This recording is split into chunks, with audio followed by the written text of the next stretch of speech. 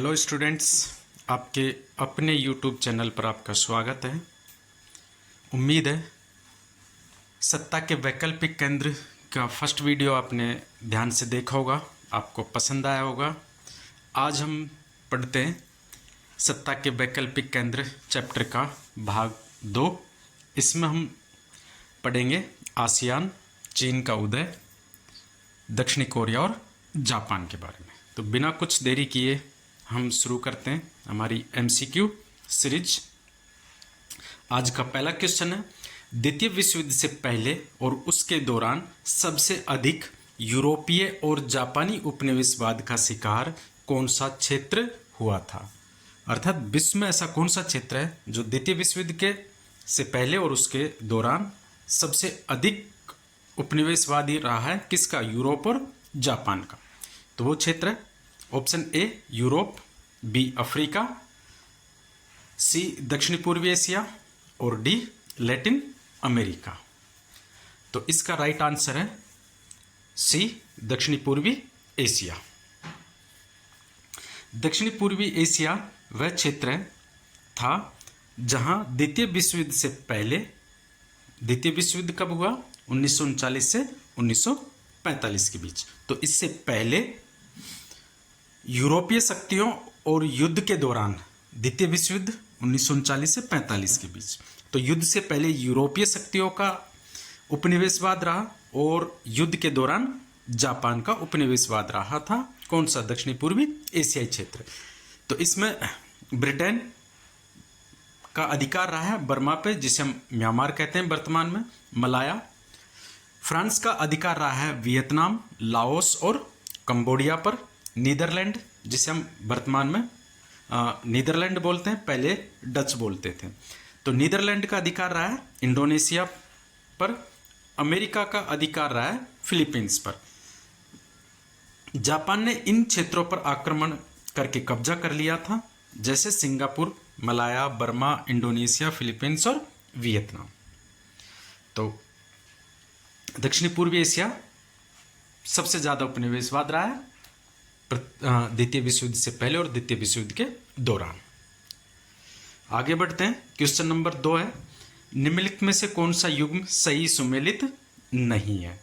एक तरफ घोषणा पत्र है, दूसरी तरफ उस घोषणा पत्र में कौन से क्षेत्रीय संगठन का उदय हुआ था। 3 सही है, 1 सुमेलित नहीं है। पहला है बैंकॉक घोषणा, आसियान। ऑप्शन बी बांडुंग घोषणा, नेम, गुटनिरपेक्ष आंदोलन। ऑप्शन सी ढाका घोषणा, शार्क। और ऑप्शन डी रियो संधि, ईयू। तो यहां पर आपको पता होगा आसियान की स्थापना बैंकॉक घोषणा के माध्यम से हुई है 1967 में। 1967 में बैंकॉक घोषणा हुई, तब आसियान की स्थापना की 5 देशों ने मिलकर। बांडुंग सम्मेलन या बांडुंग घोषणा 1955 में हुई। इस घोषणा में नेम या गुट निरपेक्ष आंदोलन का शुरुआत हुई। ढाका घोषणा 1985 में, इसके माध्यम से सार्क की स्थापना हुई। तो यहां पर सुमेलित सही नहीं है, या आंसर रियो संधि है। ईयू का इससे कोई संबंध नहीं है। तो इसकी व्याख्या देख लीजिए। 1967 में बैंकॉक घोषणा के द्वारा आसियान, दक्षिणी पूर्वी एशियाई देशों का संगठन की स्थापना हुई। 1955 का बांडुंग सम्मेलन से गुटनिरपेक्ष आंदोलन की नींव रखी गई। 1985 में ढाका घोषणा में सार्क की स्थापना हुई। रियो संधि का संबंध OAS, organisation of American states से है, ना कि ईयू से। ठीक है, आगे बढ़ते हैं।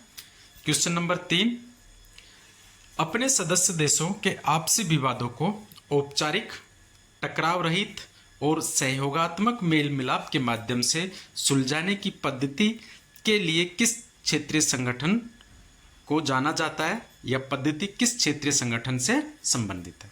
तो क्वेश्चन ये कहना चाह रहा है कि एक क्षेत्रीय संगठन है जो अपने सदस्यों के विवाद होते हैं उनको औपचारिक, टकराव रहित या कोई विवाद नहीं होता है और सुलझा लेता है आपस में सहयोगात्मक मेल मिलाप के तरीके से। तो ये जो स्टाइल है या जो पद्धति है, कौन सा क्षेत्रीय संगठन अपनाता है? नाटो, ईयू, आसियान और सार्क। तो इसका आंसर है आसियान। व्याख्या देख लीजिए कि आसियान, इस पद्धति को आसियान शैली बोलते हैं या आसियान स्टाइल भी बोलते हैं। और ये प्रश्न बार बार आता है कि आसियान शैली क्या है, डेस्क्रिप्टिव में आता है, लेकिन यहाँ पर प्रश्न को घुमा दिया गया है कि लैंग्वेज दी गई है और इस शब्दावली का या पद्धति का संबंध किस क्षेत्रीय संगठन से है। तो इस पद्धति को आसियान शैली कहते हैं। आसियान शैली का मतलब है टकराव से बचना, बातचीत और सहमति से समाधान, किसी के आंतरिक मामलों में हस्तक्षेप न करना। ये देश वर्तमान में आसियान के 10 सदस्य देश है। एक दूसरा देश ये सम्मान करता है कि हम आपके आंतरिक मामलों में कोई हस्तक्षेप नहीं करेंगे, इसलिए ये कोऑपरेटिव एंड नॉन कॉन्फ्रेंशियल अप्रोच का सबसे अच्छा उदाहरण है कि किसी हम सहयोग करेंगे, एक दूसरे से कोई विवाद नहीं करेंगे। नेक्स्ट क्वेश्चन है, एक्ट ईस्ट पॉलिसी की शुरुआत कब की गई? 2005, 2010, 2014, 2019। राइट आंसर है 2014। एक्सप्लेनेशन देख लेते हैं। तो भारत सरकार के द्वारा आसियान क्षेत्र, जापान, दक्षिणी कोरिया से आर्थिक संबंधों को बेहतर करने के लिए वर्ष 1991 में लुक ईस्ट पॉलिसी लागू की गई थी। 1991 में पीवी नरसिंह राव उस समय प्रधानमंत्री थे। तो उस समय भारत सरकार ने लुक ईस्ट पॉलिसी लागू की गई थी। इस पर कुछ ज़्यादा काम नहीं हुआ था। तो वर्ष 1914 में भारतीय प्रधानमंत्री नरेंद्र मोदी ने उसमें परिवर्तन करते हुए एक्ट ईस्ट पॉलिसी लागू की गई थी। इसका मतलब ये था कि जो लुक ईस्ट पॉलिसी है उस पर अब काम मजबूती के साथ किया जाए। तो एक्ट ईस्ट पॉलिसी के तहत संबंधों को मजबूत करने के लिए ठोस कदम उठाने एवं तीव्र गति से काम करने पर बल दिया गया था। तो प्रश्न दोनों ही तरीके से आ सकता है कि लुक ईस्ट पॉलिसी कब लागू की गई? तो 1991 में, एक्ट ईस्ट 2014 में। नेक्स्ट क्वेश्चन है, ARF का मुख्य उद्देश्य क्या है? ARF की फुल फॉर्म होती है आसियान रीजनल फोरम, आसियान क्षेत्रीय मंच। तो इसका मुख्य उद्देश्य क्या है? आर्थिक विकास, सांस्कृतिक आदान प्रदान, सुरक्षा और राजनीतिक संबंध, सैन्य गठबंधन बनाना। तो राइट आंसर होगा इसका सी, सुरक्षा और राजनीतिक संवाद। तो आसियान रीजनल फोरम या ARF एक विस्तृत मंच है, फोरम है, जिसमें आसियान के जो 10 सदस्य देश है उनके अलावा अन्य देश भी शामिल है, जैसे भारत, अमेरिका, चीन, जापान आदि देश भी शामिल होते हैं। ARF एक ऐसा मंच है जहां एशिया प्रशांत क्षेत्र के देश मिलकर सुरक्षा और राजनीतिक मुद्दों पर बातचीत करते हैं ताकि सुरक्षा सहयोग, देशों के बीच संबंध को बढ़ावा देने एवं विश्वास निर्माण का कार्य किया जा सके। तो ARF में आसियान के 10 तो है ही, इसके अलावा एशिया और प्रशांत के आसपास के जो क्षेत्र है जिसमें भारत भी है, चीन भी है, अमेरिका भी और जापान भी है, ये सुरक्षा और राजनीतिक संवाद या बातचीत करते हैं कि इस क्षेत्र में सुरक्षा को कैसे बढ़ाया जा सके। इसकी स्थापना 1994 में की गई थी, 1994 में। नेक्स्ट क्वेश्चन है कि इनमें से किसने खुले द्वार की नीति अपनाई थी? जो 4 कंट्री दी गई है ऑप्शन में, उनमें से एक कंट्री ने खुले द्वार की नीति अपनाई थी। इसको इंग्लिश में बोलते हैं open door policy.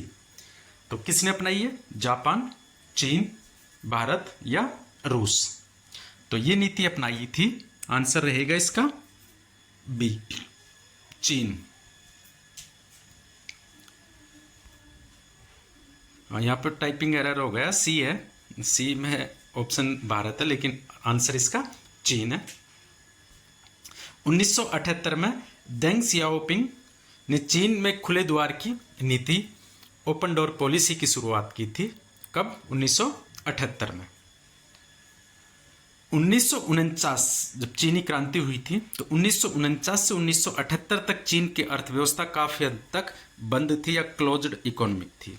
Closed economic का मतलब होता है कि वो दूसरे देशों से कोई व्यापार नहीं करता है, कोई आर्थिक संबंध उसके नहीं होते, उसे हम कहते हैं क्लोज्ड इकोनॉमी। 1978 में नई नीति के तहत विदेशी निवेश, जिसको एफडीआई फॉरेन डायरेक्ट इन्वेस्टमेंट कहते हैं, कि इसकी अनुमति दी गई ओपन डोर पॉलिसी के तहत। उद्योगों का आधुनिकीकरण शुरू किया गया, चीन को वैश्विक अर्थव्यवस्था से जोड़ा गया, जिसका मुख्य उद्देश्य था आर्थिक विकास को तेज करना, आधुनिक तकनीकी लाना, चीन को एक वैश्विक आर्थिक शक्ति बनाना। तो ओपन डोर पॉलिसी का जो उद्देश्य था कि अब अमेरिका या दूसरे देश भी यहां आकर चीन में आकर निवेश कर सकते हैं। तो चीन के द्वार सबके लिए खोल दिए गए थे। नेक्स्ट क्वेश्चन है, एक सूची दी गई है और उस सूची के आपको मिलाना है कि सूची फर्स्ट में चीन की घटना है और सूची सेकंड में उनका वर्ष दिया गया है। तो घटनाओं में कि खेती का निजीकरण, डब्ल्यूटीओ का सदस्य कब बना चीन, खुले द्वार की नीति कब अपनाई और राजनीतिक आर्थिक एकांतवास कब खत्म हुआ। उधर वर्ष में है 2001, 1978, 1982 और 1972। तो अभी आपने पिछले क्वेश्चन में ही देखा है कि खुले द्वार की नीति कब अपनाई गई, 1978 में। तो यहां से आप पकड़ सकते हो कि सी में 2, सी में 2, क्या बात है, एक ये ऑप्शन में है। बहुत बार ऐसा आप, यदि आपको कोई एक ऑप्शन सही आता है और संयोग सही है तो आपका आंसर 4 ऑप्शन में से भी एक ऑप्शन के आधार पर निकल सकता है। तो यहां पर यदि हमें एक कन्फर्म है कि खुले द्वार की नीति कब अपनाई थी, 1978 में, मतलब सी का मैच हो रहा 2 से। और यहां पर ए बी सी डी में देखोगे तो आप सी का मैच 2 के साथ केवल एक ही ऑप्शन में है, ए में। तो इसका आधार पर हम कह सकते हैं कि खेती का निजीकरण ए के साथ है, 3 1982 में हुआ था। बी डब्ल्यूटीओ का सदस्य बी के साथ, ए में 1 है, 2001 में बना है। खुले द्वार की नीति 1978 में और राजनीतिक एवं आर्थिक एकांतवास खत्म 1972 में। अर्थात सबसे पहले 1972 में इन्होंने दूसरे देशों से बातचीत करना शुरू किया था, व्यापार करना शुरू किया अमेरिका के साथ। तो इसको हम कहते हैं राजनीतिक और आर्थिक एकांतवास खत्म कर दिया था। तो इसका राइट आंसर होगा ए। अब दोबारा से देख सकते हो कि 72 में एकांतवास खत्म किया, 78 में ओपन डोर पॉलिसी अपनाई, 1982 में खेती का निजीकरण किया गया और 1998 में यहाँ पर उद्योगों का भी निजीकरण किया गया और 2001 में डब्ल्यूटीओ का सदस्य बन गया था चीन। नेक्स्ट क्वेश्चन, ये सीयूटी 2022 में आया था कि 1970 के दशक में बाजार अर्थव्यवस्था लागू करने के लिए चीन ने इनमें से किसे नहीं अपनाया। मैं बार बार कह रहा हूं कि आपको ध्यान से पढ़ना चाहिए कि बहुत बार प्रश्न आता है किसे अपनाया गया और किसे नहीं अपनाया गया। यहां पर यदि आपने ये मिस्टेक की तो जल्दी से आपको ऊपर खुले द्वार की नीति लगेगा और आप आंसर कर दोगे। इसमें पूछा किसे नहीं अपनाया गया, तो खुले द्वार की नीति भी अपनाई थी उन्होंने, आपने अभी पढ़ा था। कृषि और उद्योगों का निजीकरण भी किया गया और विदेशी निवेश एवं विशेष आर्थिक क्षेत्र जिसे सेज कहते हैं उसका भी निर्माण किया गया था। तो सोवियत संघ का शॉक थेरेपी मॉडल क्या चीन ने अपनाया या नहीं अपनाया? तो जब 3 ऊपर के ऑप्शन सही है तो चौथा ऑटोमेटिक गलत हो जाएगा और इन्होंने चीन का शॉक थेरेपी मॉडल अपनाने के स्थान पर बाजार आधारित अर्थव्यवस्था की तरफ मुड़ना शुरू कर दिया था। तो राइट आंसर रहेगा इसका 4, सोवियत संघ का शॉक थेरेपी मॉडल। तो चीन ने 1970 के दशक में आर्थिक सुधारों के लिए क्रमिक सुधारों की एक नीति अपनाई जिसे में है खुले द्वार की नीति, एफडीआई और सेज, लेकिन उसने शॉक थेरेपी या अचानक और तीव्र परिवर्तन वाला मॉडल नहीं अपनाया था। नेक्स्ट क्वेश्चन है, सीयूटी 2025 में आया था ये, कि किस देश के आर्थिक शक्ति में विकास को हान नदी का चमत्कार या मिरेकल ऑन द हान रिवर के रूप में जाना जाता है? तो जापान, चीन, दक्षिण कोरिया और इंडोनेशिया। तो इसका राइट आंसर है दक्षिणी कोरिया। हान नदी दक्षिणी कोरिया में ही है। तो हान नदी पर चमत्कार, मिरेकल ऑन दी हान रिवर शब्द का प्रयोग दक्षिणी कोरिया के तेज आर्थिक विकास को दर्शाने के लिए किया जाता है। तो हान नदी का चमत्कार दक्षिणी कोरिया के आर्थिक विकास को दर्शाने के लिए किया जाता है। हान नदी दक्षिणी कोरिया की प्रमुख नदी है जो राजधानी सियोल से होकर गुजरती है। 1950 के दशक में कोरियाई युद्ध के बाद दक्षिणी कोरिया बहुत गरीब देश था। तो 1950 से 53 के आसपास कोरिया, उत्तर कोरिया और दक्षिण कोरिया के बीच युद्ध हुआ। दोनों की स्थिति गरीब की थी, लेकिन 1960 के दशक में दक्षिण कोरिया सरकार की नीतियों, औद्योगिकरण, निर्यात उन्मुख अर्थव्यवस्था और तकनीकी प्रगति के कारण इसमें तेजी से विकास हुआ। किसके में? दक्षिण कोरिया का, जबकि उत्तरी कोरिया आज भी वहीं पर है। कुछ ही दशकों में यह देश विकासशील से विकसित अर्थव्यवस्था बन गया और इसी तेज और आश्चर्यजनक आर्थिक विकास को हान नदी का चमत्कार कहा जाता है। तो इससे आपको भी ये सीख लेनी चाहिए कि यदि कोई मेहनत करता है तो आगे बढ़ सकता है। संसाधन तो उतने ही थे, दक्षिण कोरिया के पास भी उतने ही है और उत्तरी कोरिया के पास भी उतने ही है। उत्तरी कोरिया ने अपनी एनर्जी नेगेटिव कामों में लगाई और दक्षिण कोरिया ने अपनी एनर्जी पॉजिटिव कामों में लगाई। तो आपको भी अपनी एनर्जी पॉजिटिव कामों में लगानी चाहिए ताकि आप आगे बढ़ सकें। आज का लास्ट क्वेश्चन है, राष्ट्र के संप्रभु अधिकार के रूप में युद्ध को तथा अंतर्राष्ट्रीय विवादों को सुलझाने में बल प्रयोग अथवा धमकी से काम लेने के तरीके का डैश डैश के लोग हमेशा के लिए त्याग करते हैं। ये कथन किस देश के संविधान से संबंधित है? अर्थात यहाँ पे डैश किस देश का नाम आएगा कि उन्होंने अपने संविधान में लिखा है कि हमारे राष्ट्र के संप्रभु अधिकार के रूप में युद्ध को तथा अंतर्राष्ट्रीय विवादों को सुलझाने में बल प्रयोग अथवा धमकी से काम लेने के तरीके का जापान के लोग हमेशा के लिए त्याग करते हैं। तो इसका राइट आंसर है जापान। ये कब लिखा था इन्होंने और क्यों लिखा है वो हम देखते हैं कि ये कथन जापान के संविधान के अनुच्छेद या आर्टिकल 9 से लिया गया है। द्वितीय विश्व युद्ध के बाद जापान ने अपने संविधान में युद्ध का पूर्ण त्याग घोषित किया था। अनुच्छेद 9 के अनुसार जापान युद्ध को अपने संप्रभु अधिकार के रूप में नहीं मानेगा, अंतर्राष्ट्रीय विवादों के समाधान के लिए बल या धमकी का प्रयोग नहीं करेगा। इसी कारण जापान को एक शांतिवादी राष्ट्र माना जाता है और या जापान के संविधान को शांति का संविधान भी कहा जाता है। तो विश्व में एकमात्र संविधान ऐसा है जिसे हम शांति का संविधान कहते हैं। ये क्वेश्चन आपको आगे भी जब कंपटीशन की एग्जाम देंगे तब मिलेगा कि किस देश के संविधान को शांति का संविधान कहते हैं। तो ये था आज का वीडियो सत्ता के वैकल्पिक केंद्र से। फर्स्ट और सेकंड वीडियो कंप्लीट हो चुके हैं दोनों। आपने फर्स्ट पढ़ा होगा, वो भी पसंद आया होगा, उम्मीद है ये भी पसंद आएगा।